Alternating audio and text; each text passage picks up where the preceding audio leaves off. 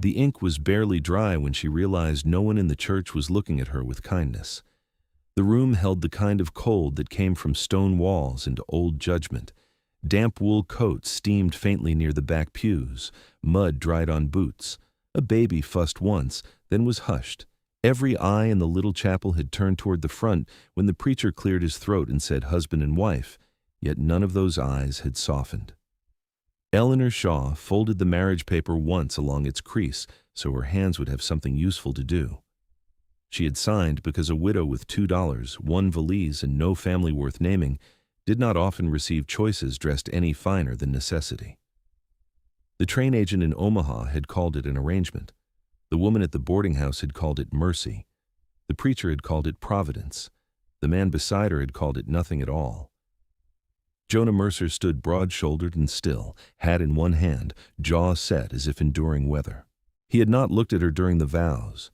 He had not touched her except where required, 2 fingers against her glove when the ring was passed between them. Even that contact had felt less like tenderness than the brief handling of a tool. The preacher offered a strained smile. May the Lord grant peace to this home. Jonah put on his hat. That seemed answer enough. Outside, the morning wind drove dust across the church steps in thin brown sheets. Horses stamped at the hitching rail. Wagon wheels creaked somewhere down the street. The town of Red Creek smelled of manure, wood smoke, and iron heated by sun. Eleanor paused one moment beneath the open sky, gathering herself before the next humiliation could arrive. It came promptly. A woman in plum-colored gloves drew near another and said in a whisper meant to carry. 3 lasted less than a month. The other answered, "This one looks too thin for ranch work." Eleanor turned her head as though admiring the road. Jonah had already started toward the wagon. He did not offer his hand to help her in. She did not wait for him to.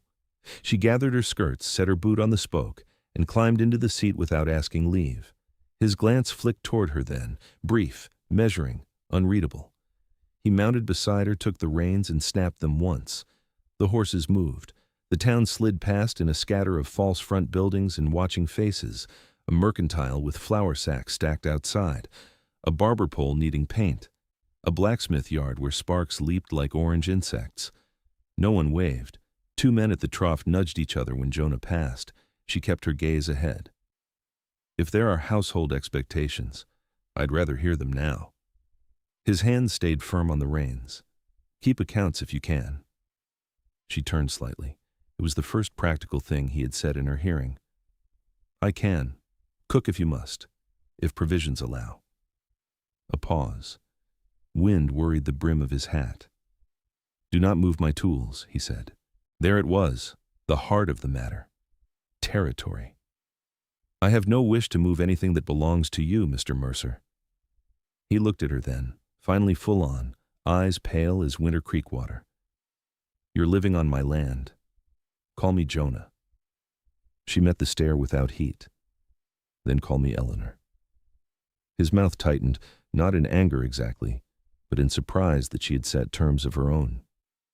The road left town and stretched into open country where the plains rolled dry and wide beneath a hard blue sky. Fence lines sagged in places. Grass lay yellowed from lack of rain. Far off, cattle moved like dark seeds scattered by an impatient hand. The ranch appeared after an hour, a weathered house leaning slightly east, a barn with one hinge repaired in newer wood, corrals needing mending, and fields that looked less planted than hoped for. The ranch looked exactly like what it was, a dying operation held together by desperation and pride. Jonah climbed down first. This time he did offer a hand, not to her, to steady a crate sliding in the wagon bed. Eleanor stepped down on her own. Her boots hit packed dirt. The yard smelled of sun-baked boards, horse sweat, and old hay. A boy of perhaps 12 emerged from the barn carrying a bucket. Freckles, narrow shoulders, wary eyes. He halted when he saw her. This is Mrs. Mercer, Jonah said. The boy nearly dropped the bucket. For true? Jonah's expression did not change. For work. The child looked at Eleanor, then at Jonah, then wisely said nothing. He vanished back into the barn. Eleanor lifted her valise. Jonah took it from her before she could object and carried it inside.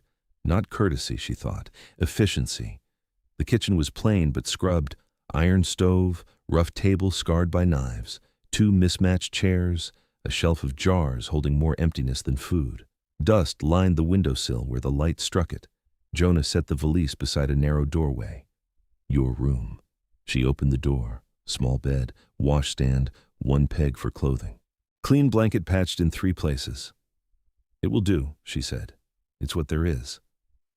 She turned back to him. I did not come expecting lace curtains. Something almost moved at the corner of his mouth. Almost. He reached into his coat and placed a ledger on the table. The leather cover was cracked, edges softened by use. If you truly know figures, start there. Then he walked out. No welcome, no explanation, no mention of supper or where water was drawn, only a ledger laid down like a challenge. Eleanor removed her gloves finger by finger. The kitchen held a close warmth from the stove, though no fire burned. She opened the book. Within 3 pages she understood why the bank had accepted a marriage notice in place of payment. Numbers had been entered irregularly across months, feed purchases duplicated, calves sold but never marked against debt, interest tallied twice in one season, receipts tucked loose between pages showed prices different from those copied into the account. Someone had worked hard. Someone had worked tired. There was a difference. She spent the next hour sorting slips by date on the table. By the time the front door opened again, the light had turned amber. Jonah stopped at the threshold. Receipts lay in ordered stacks, totals rewritten in neat columns, the debt page marked with 3 questions in pencil. He removed his hat slowly. What did you do? Counted. He crossed to the table. The room seemed smaller with him in it. Dust and hoarse and cold air came with his coat. She tapped a figure. You were charged for seed never delivered. Another page. This interest was added in March and again in April. Another. You paid a drover for 20 head. You received 18. His gaze moved over the columns. How long did this take? I've been balancing poor men's mistakes since before you knew my name. The words came sharper than intended. Silence followed them. He looked up. Who said I was poor? She met him evenly. Your shelves did. For one suspended second, she thought he might order her out of the house before sunset. Instead, he pulled out a chair and sat. Show me. So she did. She explained line by line while the room darkened and the smell of evening crept through the cracks in the walls. He listened without interruption, broad forearms braced on the table, attention hard and complete. No one had likely ever accused Jonah Mercer of ease, but he possessed the rare discipline of a man who knew when pride cost more than it paid. When she finished, he leaned back. If this is right, he said, the bank's been bleeding me for 2 years. It is right. You certain? Yes. He studied her face as though certainty itself were a language he had forgotten. Then he stood, crossed to the stove, and knelt to build a fire. She blinked. What are you doing? Making supper. I can manage that. I didn't say you couldn't. He struck the match. Flame caught. You worked. The statement landed strangely. No flourish, no gratitude. Ooh. Yet something in it recognized labor as worthy of answer. She set her hands on the table to steady an emotion she did not care to inspect. What does the boy eat? She asked. Anything not nailed down? The boy appeared at once as if summoned by prophecy. His eyes went from Jonah at the stove to Eleanor by the ledger. Did I die? No, Jonah said. Then why's everything peculiar? Eleanor surprised herself by laughing, a brief sound, rusty from disuse. The boy stared, then grinned. Name's Caleb, he said. I do chores. Badly, according to him, I said slowly, Jonah replied. You implied badly. They ate beans, coarse bread, and onions at the scarred table. Caleb talked enough for 3 people. Jonah spoke when necessary. Eleanor listened and learned. 2 hands had quit last month. 1 fence line was down south of the creek, and the bank man was due in town come Saturday. After the meal, she washed dishes while Jonah repaired a harness strap near the door. Caleb snored lightly in a chair before being sent to bed. The lamp cast kerosene light across Jonah's hands, scarred knuckles, a white line near the thumb. Capable hands, she thought, and tired ones. Without looking up, he said, 3 women left. She stilled at the basin. I know what the town says, he continued. One hated the work. One wanted Boston after seeing dust. One feared storms. He pulled the leather tight. I told each to go before they could tell me first. Water dripped from her fingers into the pan. And me? She asked quietly. He set down the strap then, gaze lifting to hers through the dim room. You signed the contract, he said. That's all I know. Not cruel. Worse? Honest? She dried the last plate and set it away. Then perhaps we begin there. A long moment passed. The house creaked around them. He nodded once. That night the wind rose hard from the north. Eleanor lay awake in the narrow bed listening to shutters knock and boards complain. Somewhere outside, a gate banged loose in steady intervals. Then boots crossed the porch. Then silence. Then the front door opened sharply. Caleb's voice, frightened and thin, carried through the wall. Jonah, the south corral's open. And Jonah answered with the kind of calm that meant danger had already arrived. Get dressed. Wake her. Caleb's knuckles struck her door once before he pushed it open. Mrs. Mercer, Eleanor, cattle are out. She was already sitting up. Cold bit through the room like teeth. She dragged on her boots, seized her shawl, and stepped into the kitchen where lamplight swung from a nail and threw shadows across the walls. Jonah stood by the door, shrugging into his coat, rifle slung over one shoulder, though he carried it as a tool rather than threat. Wind drove dust and sleet through the cracks. His hair was damp at the temples from the weather. Stay inside, he said. No, it wasn't a request. She crossed to the peg where her shawl hung and tied it tighter beneath her throat. You have one boy and a dark field. You need hands more than obedience. His jaw worked once. Caleb, already bundled in a coat too large for him, watched them with bright, alarmed eyes. The creek side first, Jonah said to the boy. Then, to her, keep behind me. It was a concession disguised as command. Outside, the storm had come mean and sudden. Needles of sleet stung her cheeks. The yard was a blur of whipping dark and lantern light. Somewhere beyond the barn, cattle bawled in panic. A loose gate slammed again and again like a warning. Mud sucked at her boots as they ran. The south corral gaped open where the chain had been cut clean through. Not broken. Cut. Jonah crouched once, fingers to the metal, then rose. Knife, he said. Caleb swallowed. Who'd do that? Jonah did not answer. He handed Eleanor the lantern. Hold high. Then he vaulted the fence and disappeared into the dark. She lifted the light until her arm trembled. Shapes moved in the storm. Horns, flanks, wild eyes catching gold. Caleb scrambled along the rail, trying to turn two steers back inward with more courage than weight. Left side, Eleanor called. He obeyed at once. She had grown up where animals were counted because losing one meant hunger. Fear was a luxury for richer households. She skirted the fence, skirts heavy with sleet, and found a heifer wedged against the post, rope tangled round her foreleg and tightening with every frantic kick. The animal rolled an eye white with terror. Easy now. She set down the lantern, dropped to one knee in freezing mud, and worked the knot with numb fingers. The heifer jerked, nearly striking her shoulder. She leaned close, voice low and steady, the same tone she had once used on fevered patients and frightened children. There now. Waste no strength on panic. The rope gave. The heifer lunged free and bolted through the gate opening toward the yard. A hand seized Eleanor's arm and hauled her upright just as another hoof struck where her head had been. Jonah. What did I say? That you needed hands. He stared at her through sleet, breath harsh in the cold.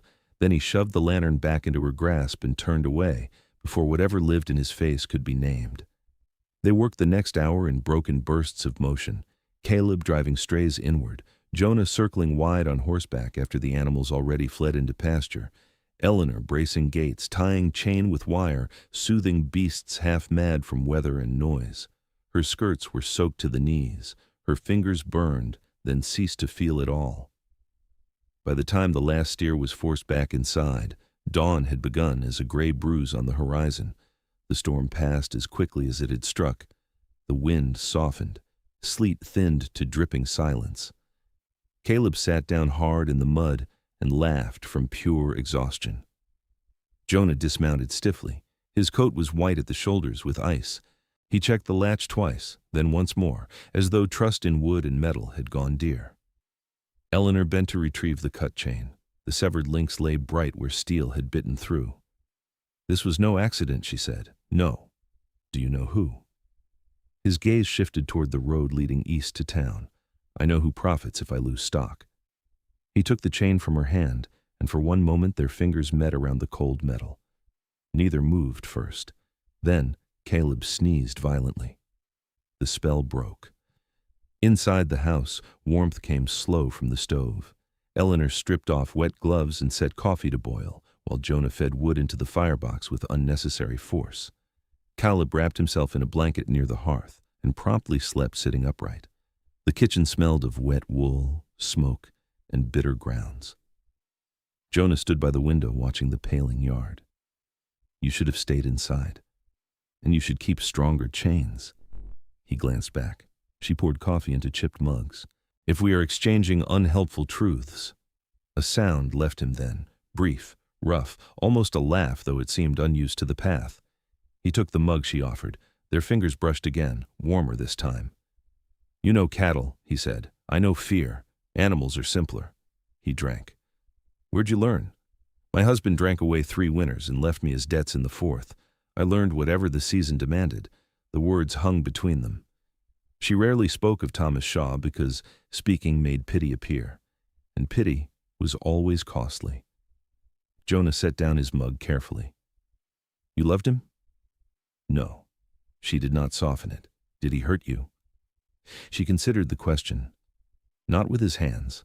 Jonah's shoulders went rigid in a way that suggested certain categories of cruelty received no distinction from him. He nodded once and said nothing more. That silence held more respect than many speeches she had heard in better rooms. 3 days passed. The rhythm of the ranch declared itself before dawn and after dark. Caleb carried water and forgot half his tasks. Jonah repaired what weather and neglect had broken. Eleanor cooked from scant stores, mended linens, and rebuilt the ledger until numbers spoke plainly again. On the second afternoon, she found 2 sacks of flour in the pantry gone sour with weevils because they had been stored against damp wallboards.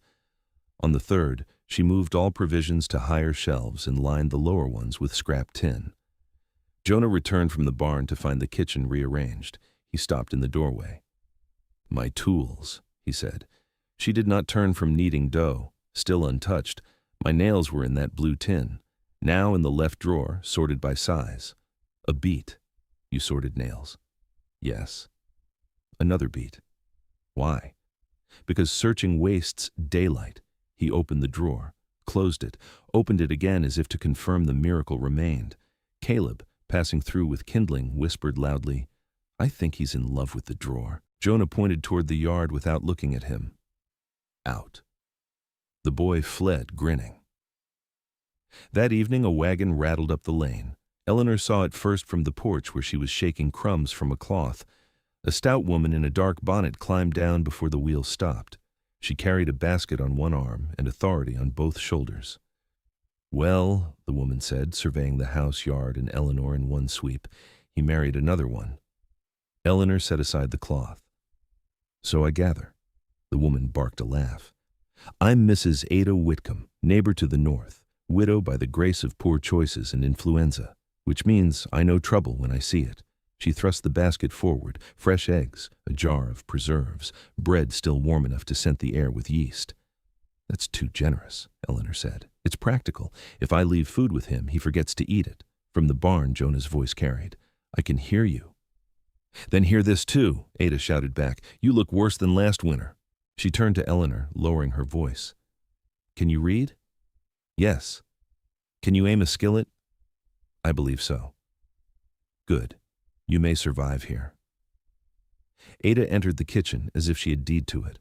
Within minutes she had located cups, criticized the state of the curtains, and extracted enough of Eleanor's history to know what not to ask next. "You have scholar's hands," Ada said, pouring coffee. "I had many kinds of hands." Keep the scholar's mind. This place will try to make labor of you and nothing else."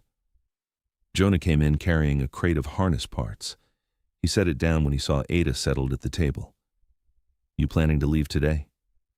"I am." But first I came to see whether your new wife had eyes clear enough to run." Ada patted Eleanor's wrist. "She does not."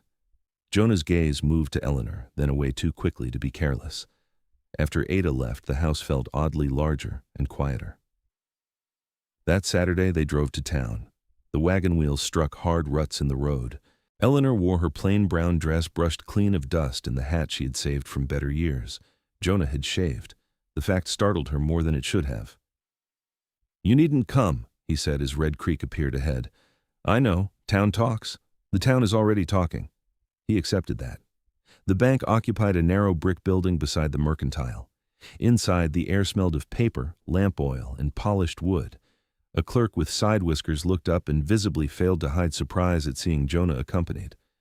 Mr. Bellamy, the manager, emerged from an office fastening his cuffs. He smiled the way merchants smile at livestock they intend to price low. "Mercer. Come about the note?" "I came about fraud," Eleanor said before Jonah could speak. Bellamy's eyes settled on her. "And you are?" "Mrs. Mercer." The title landed through the room like a stone in still water. She laid the corrected ledger on the counter and opened to marked pages. "These charges duplicate prior interest. These receipts do not match recorded amounts. This seed delivery was never made. Unless your institution favors theft as policy, I suggest we amend the balance." The clerk stopped writing. Bellamy's smile thinned. "Accounts here are handled by trained men." "Then your concern is larger than I thought." Jonah said nothing. He stood beside her, broad and silent as timber. Bellamy flipped pages faster, then slower. Color rose under his collar. There may have been clerical errors. "There were," Eleanor said, repeatedly. A hush gathered near the doorway where two customers had paused to listen. Bellamy cleared his throat. "We can review the note. You can revise it now," Jonah said. It was the first thing he had spoken. He did not raise his voice. He did not need to. Bellamy reached for fresh paper. When they stepped back onto the street 20 minutes later, the debt had shrunk by nearly a third. Wind tugged at Eleanor's hat ribbons. Jonah climbed into the wagon, then looked down at her from the seat. This time, he held out his hand first. She placed hers in it. His grip was firm, warm, and brief. Yet when he released her, neither of them seemed entirely steady. Across the street, two women who had whispered at the church watched openly now. One inclined her head. The other did the same. Status, Eleanor thought, changed faster than weather when witnessed by numbers. They had just turned the team toward home when a man stepped from the boardwalk shadows and caught the bridle. Tall, well-dressed, smile too polished to trust. "Mercer," he said, "heard you found yourself a clever wife." Jonah's body went still beside her. The man tipped his hat to Eleanor. "Elias Crow. We've business yet, your husband and I." Jonah's voice lowered to something colder than anger. "Take your hand off my horse." Crow's smile widened and did not reach his eyes. Crow removed his hand from the bridle with deliberate leisure, as though granting favor rather than obeying warning. Dust moved along the street between them in little spirals. The noon sun flashed on the silver watch chain at his vest. "No offense meant," he said. "Only neighborly interest." "You ain't my neighbor," Jonah replied. Crow's gaze slid once more to Eleanor. It lingered too long. Not desire exactly. Assessment. The habit of a man who believed all useful things could be bought or bent. "So this is the lady who taught arithmetic to Red Creek." He tipped his hat again. "My compliments." "She has no use for them," Jonah said. Crow smiled at that, and there was pleasure in the smile now because he had found where pressure might be applied. "Then perhaps you do." He stepped back from the horse and sauntered toward the saloon, boots clean despite the road. Men near the hitching rail watched him go and then looked quickly elsewhere. Eleanor gathered the reins Jonah had nearly crushed in his fist. "Who is he?" The wagon did not move. "Trouble with polish," Jonah said at last. "That's not an answer." "No." He flicked the reins. "It's the one you get today." The road home ran hot and bright beneath a cloudless sky. Grasshoppers leapt from the wagon wheels. Neither spoke for half an hour. Then Eleanor said, "If danger concerns this household, I prefer facts." His shoulders stayed set toward the road. Crow lent money to half the county in dry years, took land when rain failed, bought favors where he couldn't buy acres. And you? He wanted mine. She waited. He partnered with my father once. Jonah's voice flattened, each word laid down like stone. Bad cattle season, bad prices. My father signed paper to bridge the winter. Crow wrote terms a desperate man wouldn't see. The plains rolled silent around them.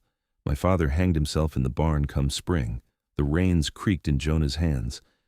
Eleanor looked at his profile and understood something she had only guessed. Pride in him was not vanity. It was scaffolding around a ruin. And the land? I kept it. A beat, barely. No more was offered. No more could be asked kindly.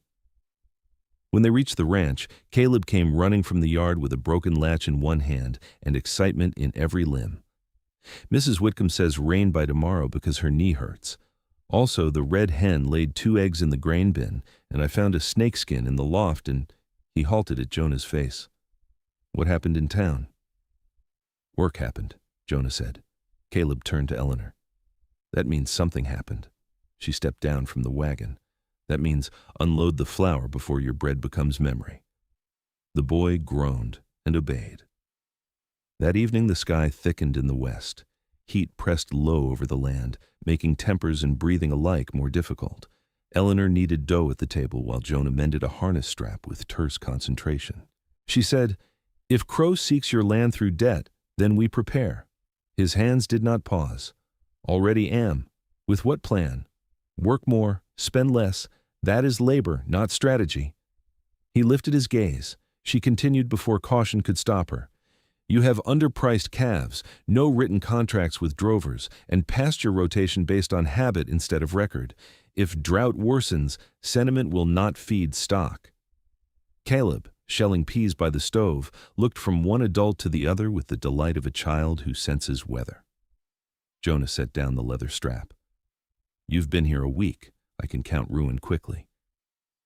Silence struck the room. Caleb rose at once. I ought to check on outside. There is no outside chore after dark, Jonah said. There may be one discovered by me. The boy vanished. Eleanor regretted the sharpness of her words and refused to apologize for their truth. I did not say you are incapable. You implied enough. I implied you are drowning with both hands, busy pretending to swim. The phrase hit its mark because it came from his own life, and she knew at the instant his face changed. He stood. The chair legs scraped hard across the floor. For one dangerous second she thought he might shout.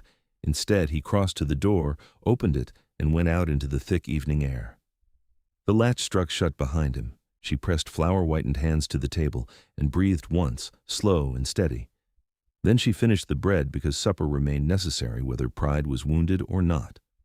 Rain began after midnight, not the generous soaking of spring remembered kindly, but hard summer rain driven sideways by wind. It hammered the roof, overflowed the barrel, and turned the yard to churned black mud by dawn. Jonah was gone from his room before first light. Eleanor found him in the barn with a lantern hung from a beam. He stood beside a mare sweating and trembling, flank heaving in distress. She's colicking, he said. How long? Since an hour ago. The mare tried to throw herself down. Eleanor dropped her shawl on a peg and moved at once to the animal's head. Keep her up. I know that. Then do it. He took the halter. She ran practiced hands along the mare's belly, listened to gut sounds, checked gums, and felt the cold slickness beneath the coat. Too much wet grain after dry feed, she said. Did Caleb overfill? Jonah's glance answered before his mouth did. He was trying to help. He may yet, if she lives. Walk her. Together they circled the barn aisle in lantern light and storm smell. The mare fought, stumbled, sweated harder. Jonah's shoulder brushed Eleanor's twice, then again as space narrowed. Neither remarked it. Oil and warm water, she said. He fetched both before she finished speaking. She mixed, dosed, soothed, ordered movement, watched, waited. An hour passed, then another. At last the mare groaned low and passed the blockage. Relief went through the barn like a prayer answered quietly. Jonah leaned both hands on the stall gate, head bowed once. She'd have died, he said. Yes. He straightened and looked at Eleanor as though seeing some new and difficult landscape.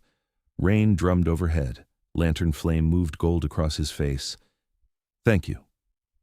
She wiped her forearm across her brow. I didn't do it for gratitude. I did it because failing serves neither of us. Something in his eyes changed at hearing his own language return to him better than he had spoken it. He crossed the aisle, took her abandoned shawl from the peg, and set it around her shoulders without a word. The gesture cost him more than speech would have. By the fourth morning, the rain had passed, leaving the world scrubbed raw. Puddles held pieces of sky. Wet rope smelled strong and earthy. The plains beyond the fence shone green where dust had been. Town business called again. Nails, salt, lamp oil. Eleanor went alone. Jonah objected once. She said, "Do you intend to chain me to the stove?" "No." Then, trust roads already traveled. He lasted 3 seconds before handing her the better horse. Red Creek looked different in the rain's aftermath. Boardwalks muddy, wagon ruts shining, children launching sticks in the gutter current. At the Mercantile, talk dimmed when she entered, then resumed in altered tone. Mrs. Pritchard, who had once measured her like poor fabric, now nodded from the fabric bolts. Mrs. Mercer. Mrs. Pritchard. The clerk wrapped her purchases with unusual care. As Eleanor counted coins at the counter, a voice behind her said, "You've improved that house quicker than I expected." She turned. Crow leaned against a barrel of oats, hat low, gloves immaculate. "I've not visited to hear your expectations," she said. "No. You came to buy salt." He smiled faintly. "And perhaps to learn why a capable woman ties herself to a man who'd sooner freeze than ask warmth of anyone." She took the parcel from the clerk. "If you know him so well, why ask me?" "Because men reveal themselves through enemies clearer than through friends." "I would not know. I have not found you either." The clerk coughed into his fist to hide a laugh. Crow's eyes sharpened. "You should be careful in this town, Mrs. Mercer. Reputation is as tender as skin, and yours must pain daily." She walked past him. Outside, her pulse beat fast but steady. She had gone 10 steps along the boardwalk when a hand caught her elbow. Not hard, firm. She turned ready to strike. Jonah stood there, mud on boots, rain-dark hat, expression carved from restraint. "I said I could go alone," she said. "You did. Then why are you here?" He looked toward the Mercantile door, where Crow's silhouette lingered through the glass. Needed nails. She glanced at his empty hands. "You brought none." Forgot. For one suspended breath, she nearly smiled.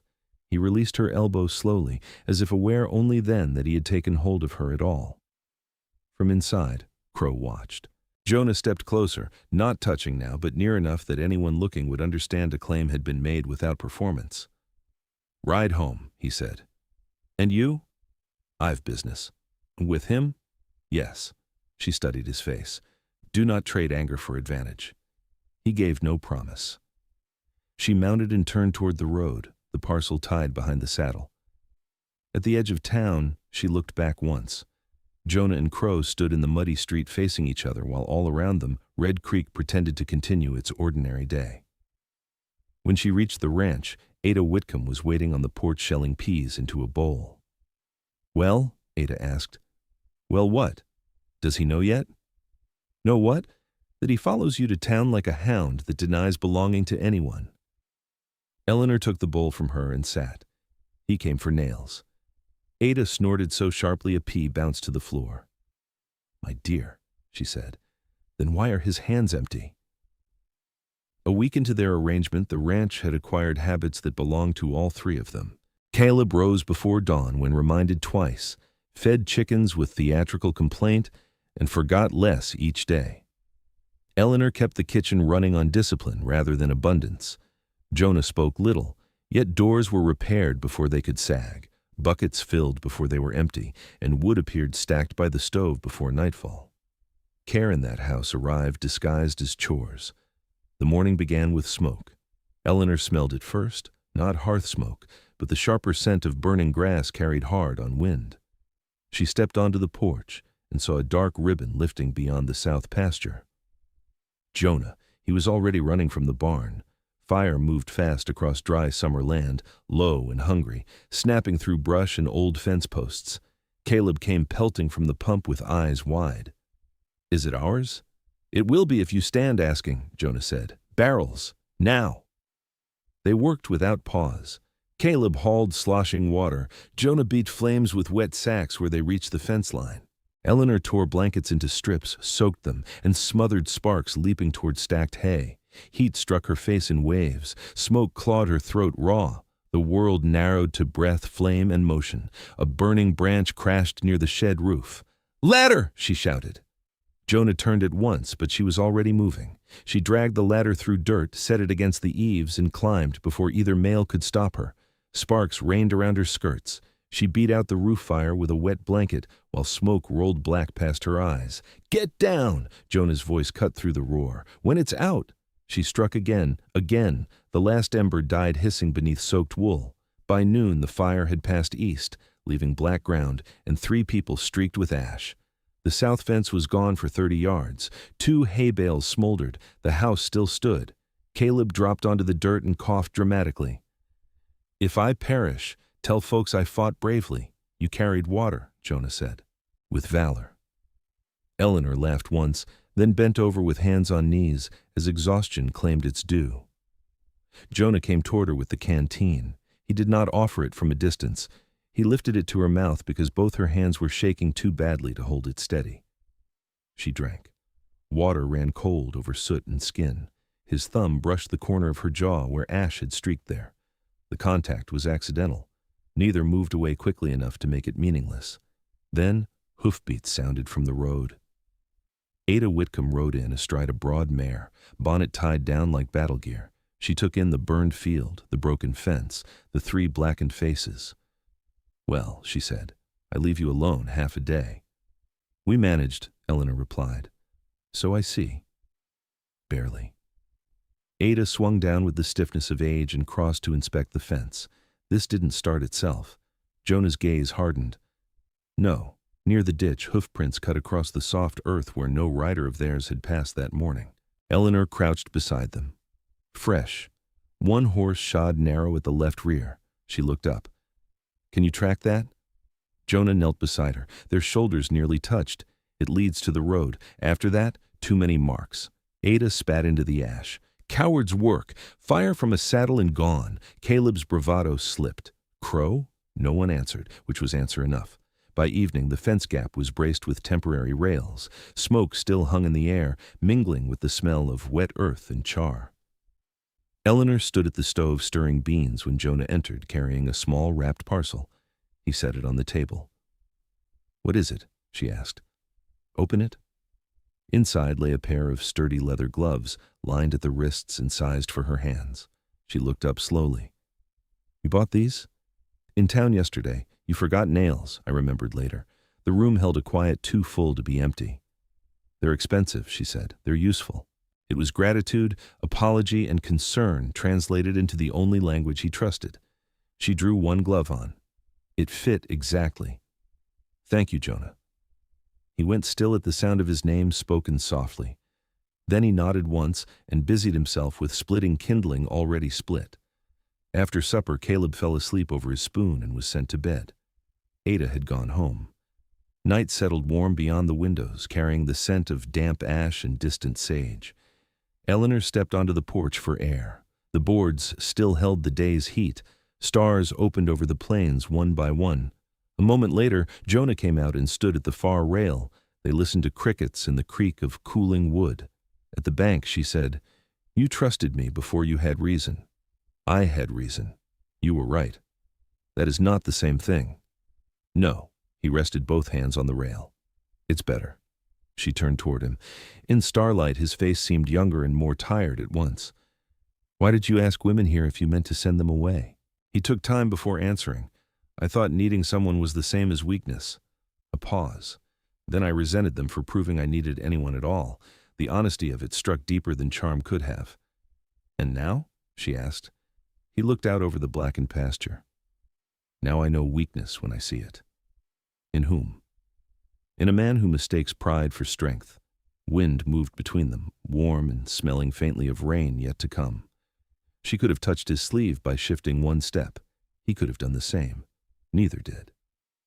From the dark yard came the sharp crack of a board, under weight. Jonah straightened instantly. Another sound followed, the scrape of boot leather near the barn. He was off the porch before she could speak, moving fast and silent toward the shadows. Then, a gunshot split the night. The shot shattered the night and sent birds tearing from the cottonwoods by the creek. Eleanor was already moving when the echo died. She snatched the lantern from its hook and ran barefoot to the yard before remembering she still wore house shoes. Gravel bit through the thin soles. Ahead, Jonah had vanished into the dark between barn and shed. "Jonah! Inside!" He barked from somewhere near the corrals. She ignored him and raised the lantern high. Light leaped across wagon wheels, fence posts, the water trough, and Caleb crouched behind it, white-faced and clutching a rake as if it were a rifle. "I heard someone run," he whispered. Another crash came from the barn. Eleanor sprinted toward it. The lantern beam caught a man stumbling through the side door, one arm pressed to his shoulder. He swung wildly at the light. The lantern flew from her hand and smashed, flames spilling across dirt. Before the fire could catch, Jonah hit the intruder low and hard. Both men went down. Dust rose. A fist struck bone. Someone cursed. The stranger tore free and bolted toward the open yard. Jonah lunged after him, then stopped short with a strangled breath. She reached him in 2 steps. What happened? He braced one hand against the barn wall. Dark wetness spread beneath his fingers. "You're hit. Grazed." Blood said otherwise. Caleb appeared with a bucket and dumped it over the broken lantern flames, then stared at Jonah's side in horror. "I'll fetch Ada." "Go," Eleanor said. The boy ran. She dragged Jonah into the barn and sat him on an overturned crate. His shirt was torn along the ribs where the bullet had carved a deep furrow. Blood sheeted down his waist, but the wound did not bubble. Through and through was better than buried lead. Better still if she worked quickly. "Hold still." "I am. You're swaying." She ripped linen from a feed sack, boiled water in the tackroom kettle, cleaned the wound while he gripped the crate so hard the wood creaked. He made no sound beyond one harsh exhale when she packed the dressing. "Could have stayed inside," he muttered. "You could have ducked." Ada arrived with Caleb in a medicine satchel, took one look, and said, "Good. You've done the hard part." Together they bandaged him tight and got him to the house. He hated every assisted step. By the time they laid him on the bed in his room, sweat stood on his face, and stubbornness had become fever. Ada pulled Eleanor into the hall. "He'll mend if he rests, and doesn't tear the wound open doing some fool task. Then he is in danger." "Of course." Ada lowered her voice. "The greater danger is what comes after." "What comes after?" He cannot pretend now. Before Eleanor could ask, Ada gathered Caleb and left them the night. By dawn, Jonah's fever had broken, though weakness angered him more than pain. He tried to rise before breakfast. She pushed him back with one hand to his shoulder. "No. I need the stock checked. I already checked them. The fence line, still standing. The north trough leaks. I set a patch in a bucket." He stared at her as though betrayal had come in efficient form. "You did all that? And made coffee?" She handed him the cup. He took it because he had no strength left for pride. 3 days passed. He healed enough to walk the porch and brood over chores done without him. Eleanor ran the house, the ledger, and half the ranch, with Caleb as willing chaos at her side. She bargained with a feed seller by letter, inventoried stores, and marked calving dates Jonah had trusted to memory alone. On the 4th afternoon, a rider came hard up the lane. Mr. Bellamy from the bank dismounted with dust on his cuffs and urgency in his face. "Mercer." "Mrs. Mercer." "There's been a filing in town." Jonah straightened despite pain. "What filing?" Bellamy removed folded papers. "Elias Crow has produced an old partnership claim tied to your father's debt. He seeks immediate possession pending review." The yard seemed to lose sound. "That debt was settled," Jonah said. "So I believed," Bellamy replied. "But these papers bear signatures and county seal." Forgery, Eleanor thought at once. Better than forgery, old fraud revived with fresh confidence. "When is the hearing?" she asked. 2 days. Jonah swore under his breath and reached for his coat. She took the papers first. The seal was wrong. Not false exactly. Misdated. The county had changed clerks and stamp design 6 months before the document's supposed execution. A man who copied forms might miss that. A woman who kept records would not. She looked up slowly. "We will attend." Jonah's eyes searched her face. You see something? Yes. That night he found her at the kitchen table under lamplight, county notices and ledgers spread around her like battle plans. You should sleep, he said. So should you. He came closer. Can you stop this? I can expose it. That wasn't my question. She set down the pen. Yes. The single word steadied him more than medicine had. He rested his good hand on the table near hers, not touching. If we lose, we won't. If we do, he said quietly, you leave with money enough to choose better than this place. She looked at him then, truly looked. This place is not the hardship you think it is. His throat moved once. No, the hardship, she said, has always been the man inside it refusing to be known. Silence widened between them. At last, he said her name. Eleanor. No title, no formality, no distance left in it. She almost covered his hand with hers. Instead, she turned back to the papers before courage outran caution. Outside, wind moved through the grass like something gathering itself for dawn. The town filled early on hearing day. Wagons lined both sides of the street. Men who had no business with law found reason to linger near the courthouse steps. Women paused with market baskets and did not continue on. Red Creek loved spectacle best when dressed as principal. The courthouse was one square room of pine boards and heat. Flies tapped the windows. A pot-bellied stove sat cold in the corner, though summer pressed hard enough to sweat collars damp. At the front stood Judge Talbot's bench, scarred by years of fists and papers laid down in anger. Crow was already there. He wore black broadcloth fit for a city office rather than frontier dust. His shoulder rested easy against the rail, as if the room belonged to him by habit. Two men stood behind him, one a lawyer imported from the county seat, the other a clerk with nervous hands. Jonah entered beside Eleanor. Conversation dimmed, then ceased. He moved stiffly from the wound, still healing beneath his shirt, but there was no weakness in the way he carried himself. Caleb followed with Ada Whitcomb, who had declared she came to witness justice or mockery, whichever arrived first. Crow inclined his head. Mercer, Mrs. Mercer. Neither answered. Judge Talbot rapped the bench. State the matter. Crow's lawyer stepped forward and unfurled the claim. He spoke of unpaid partnership obligations, inherited liabilities, lawful possession, unfortunate delay now corrected. His words were polished enough to slide where plain truth might catch. Jonah's hands curled at his sides. Eleanor touched his sleeve once. Stay. The lawyer finished with a satisfied nod. We request immediate transfer pending inventory. Judge Talbot looked over his spectacles. Mercer. Jonah opened his mouth. Eleanor stepped forward first. A ripple moved through the room. Women were expected to endure law, not address it. Your Honor, she said, voice clear as pump water, before land is stolen in this room, may the paper be examined? Crow's smile thinned. Talbot held out a hand. The document was passed to the bench, then down to her at his gesture. She laid it flat on the rail where all could see. This seal, she said, pointing, dated as county issue from March of '83. Talbot frowned. And? The county changed clerk and seal that previous autumn after the fire. Every filing after October bears the new eagle stamp, not this wheat sheaf. Murmurs rose. The nervous clerk behind Crow went pale. She continued. Further, the interest schedule references rates adopted by the bank 2 years after the date on this page. A man copying figures from current notes might overlook that. Now, even the judge leaned closer. Crow's lawyer recovered first. A clerical inconsistency does not void substance.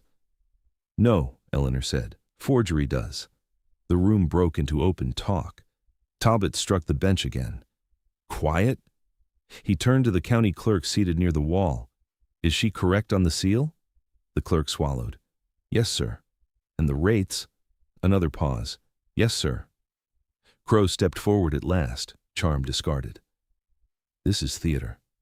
It is arithmetic, Eleanor replied. His gaze sharpened on her with naked dislike. You mistake yourself if you think you belong in matters between men. Before she could answer, Jonah spoke. She belongs wherever truth is wanted. The room went still. He had not raised his voice. He had not needed to. What stunned the room was not volume, but certainty. Talbot looked from one face to another, then down at the forged claim. Petition denied. I am referring this document for criminal inquiry. Crow's lawyer began protesting. Talbot shut him down with one glare. Crow turned toward the aisle, every inch of polish burned off him.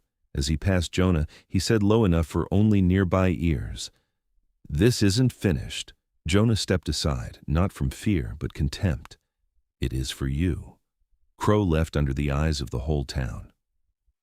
Then came the stranger moment, silence giving way not to gossip but approval.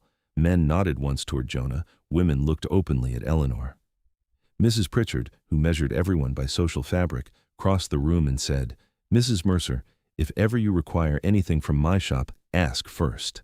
Ada barked laughter. "She requires lower prices. Start there." Even Judge Talbot almost smiled. Outside on the steps, heat struck them full and bright. Caleb burst ahead, hopping from one board to another. "You beat him," he said, "with stamps." "With records," Eleanor corrected. "Even better." Bellamy from the bank hurried after them. "Mrs. Mercer, if you ever seek employment in town—" "She does not," Jonah said. Bellamy blinked, then wisely retreated. Eleanor turned to him once they reached the wagon. "You answered for me." "Yes." "You had no right." His expression altered. "No." The single word held apology without defense. She climbed into the seat. "Then, do not do it again." He took the reins. "Understood." They rode home through long grass bent by wind. Victory should have felt lighter. Instead, something taut and unfinished traveled with them. Halfway to the ranch, Jonah drew the team to a stop beside the creek crossing. Water moved shallow over stone, bright as hammered tin. Cottonwoods whispered overhead. "What now?" she asked. He stared ahead. "I nearly sent you away." She said nothing. "The night Bellamy came. I thought if we lost the land, I'd give you money and tell myself I'd done right by you. You said as much. I was lying." At last, he looked at her. "I wanted you to stay before I knew if I had anything worth offering." The creek kept moving. So did her pulse. He went on, each word difficult and plain. "I asked women to come because I needed labor. I told them to leave because I feared need. You are the first I asked back in my own heart before you ever stepped toward the road." She could not breathe for one beat, perhaps two. Then hoofbeats sounded from behind. Caleb, who had ridden ahead and circled back unseen, pulled up grinning shamelessly on the mule. "Should I go, or is this important?" Jonah closed his eyes briefly. Eleanor laughed, sudden and helpless. "Go," they said together. The boy whooped and rode on, but neither of them moved the wagon for a long while. When they reached the ranch, evening had already laid gold across the porch boards. The house looked smaller than the fear it had once carried, and steadier than the hope either of them had dared bring to it.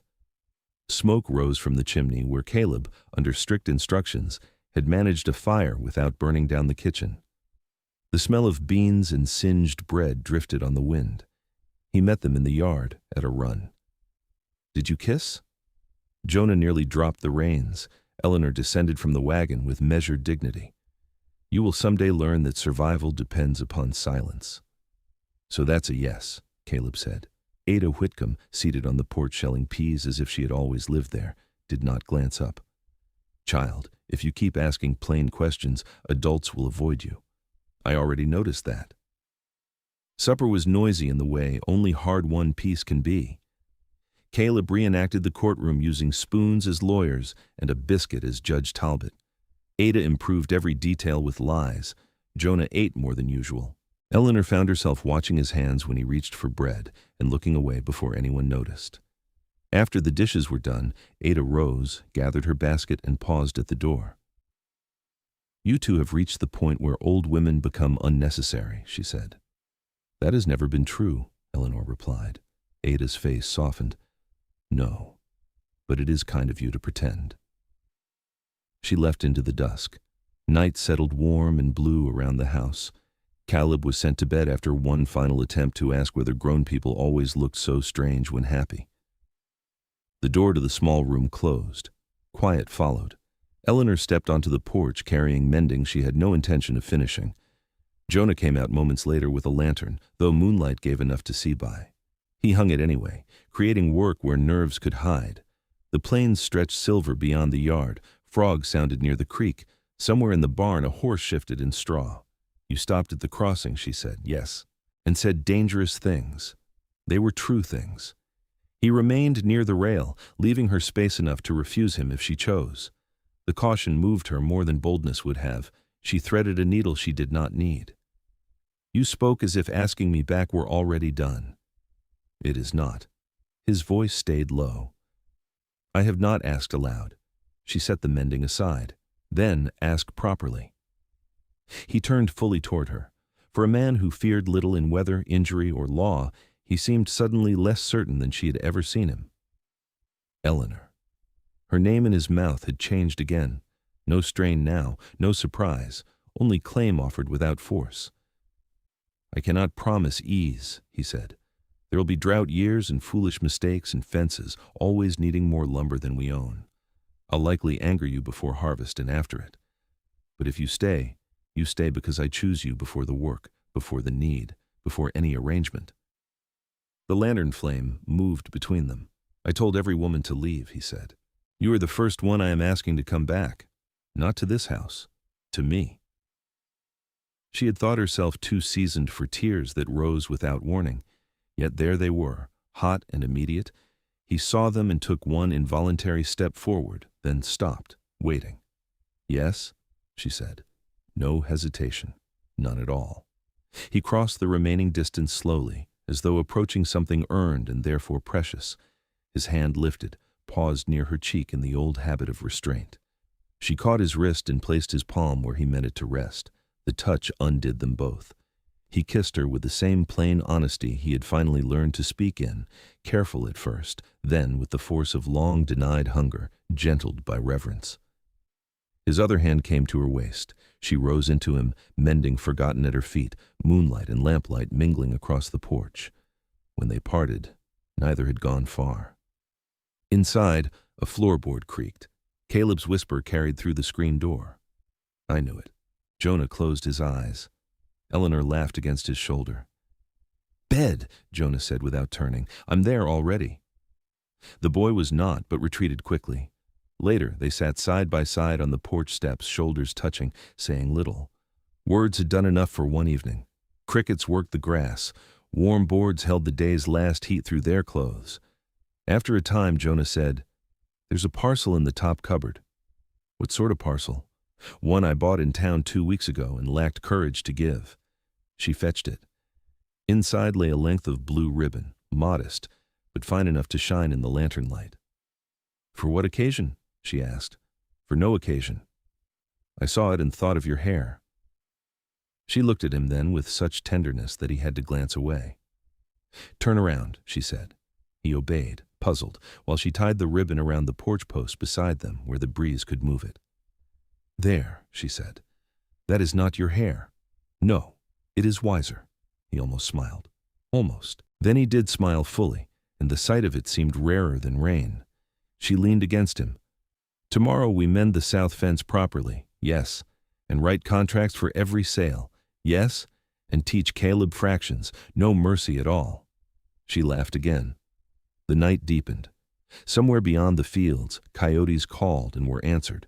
The ranch, once held together by desperation and pride, now held something sturdier, labor shared, truth spoken, affection chosen in plain view of no one but the stars. Before they went inside, Jonah spoke once more into the dark. Eleanor. Yes? Thank you for not leaving. She took his hand and rose with him. You never truly sent me. Summer turned honest after that. The heat came hard, the flies came thicker, and work multiplied the moment one task was finished. Yet the ranch no longer felt like a place resisting collapse. It felt like a place becoming itself. They mended the south fence with new cedar posts bought on credit. Bellamy offered eagerly, and Jonah accepted without resentment for the first time in years. Written contracts followed every sale. Calvine records filled 3 neat ledgers. Feed was stored dry, tools returned where they belonged, and nails remained sorted in the drawer Jonah now guarded with comic seriousness. Caleb learned fractions under protest and then used them proudly to divide pie. Ada declared this the clearest proof civilization had reached the county. What changed most could not be entered in books. Jonah still rose before dawn, but now there was often coffee waiting because Eleanor preferred the quiet hour beside him before the day claimed them. She still worked until her shoulders ached, but no labor in that house passed unseen. Sometimes he touched the small of her back while passing behind her in the kitchen. Sometimes she set a hand on his arm when figures went wrong and his temper followed. Each gesture, brief, each one understood. The town noticed. At the Mercantile, Mrs. Pritchard began asking Eleanor's advice on stock orders. At church, pew space appeared where once only stairs had. Men who had laughed at Jonah's marriage now asked how he had repaired his books and pasture rotation. He answered with 2 words. My wife. The first time he said it publicly, Eleanor nearly dropped the basket she carried. Crow did not vanish at once. Men like him seldom did. There were inquiries, debts called in, and whispers of charges tied to forged claims and tampered records. Some former allies remembered sudden principles when law came near. By autumn, he sold his holdings at a loss and left Red Creek before dawn. No one rode out to wave farewell. The day news arrived, Jonah was replacing a hinge on the barn door. He's gone, Eleanor said. Jonah drove the final nail flush with 1 clean strike. Good. That is all? He straightened. I've given him enough years. Then he took the hammer from his belt, set it aside, and kissed her in the barn doorway while dust moved gold through the slats, and horses pretended not to witness scandal. By first frost, the herd was stronger than any season since his father's death, not rich, not safe forever, but sound. Hay stood stacked high. The roof no longer leaked over the pantry. Caleb had grown an inch and an opinion on every matter. Ada continued arriving unannounced with pies and judgments. One cold evening near harvest's end, Eleanor found Jonah alone on the porch after supper. Frost silvered the yard. His breath showed pale in the air. He held an old photograph in one hand. She sat beside him without asking. My father, he said. The image showed a younger man beside a fence line long since replaced, hat tipped back, smile tired but real. You seldom speak of him. I spent years speaking to him in anger. Jonah looked toward the dark pasture, then years speaking to no one. She waited.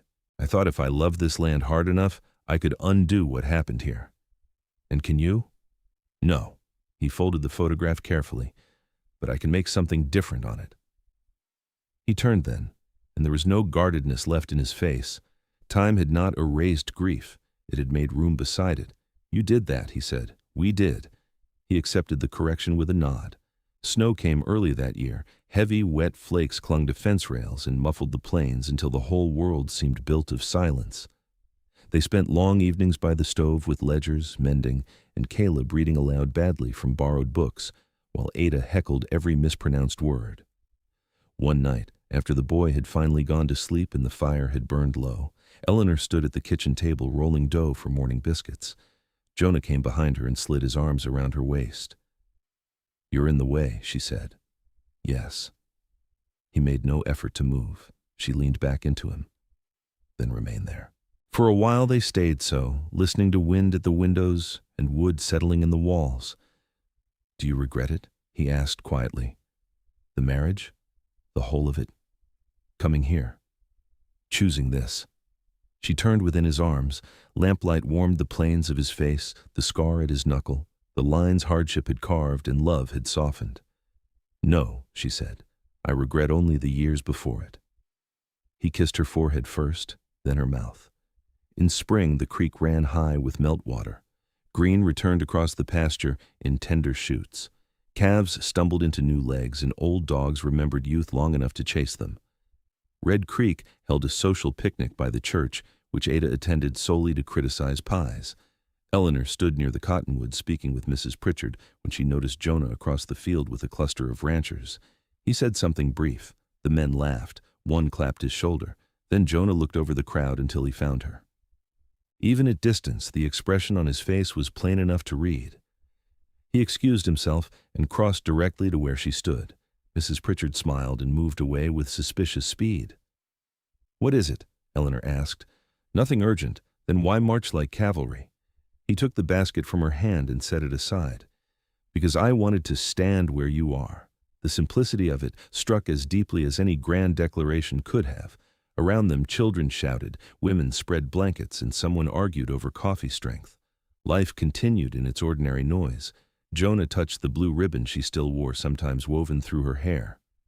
"Come home with me," he said. After all that had passed, the words were light, familiar, daily. Yet she heard the echo beneath them, the man who had once sent everyone away, and the man before her now, who asked without fear and expected love not from entitlement, but because he had learned how to give it.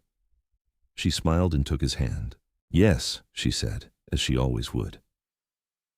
They walked back toward the wagon together while wind moved softly through the new grass, and the ranch waiting beyond town no longer resembled desperation at all. It looked like what it had become, a life chosen twice, then chosen again each day after.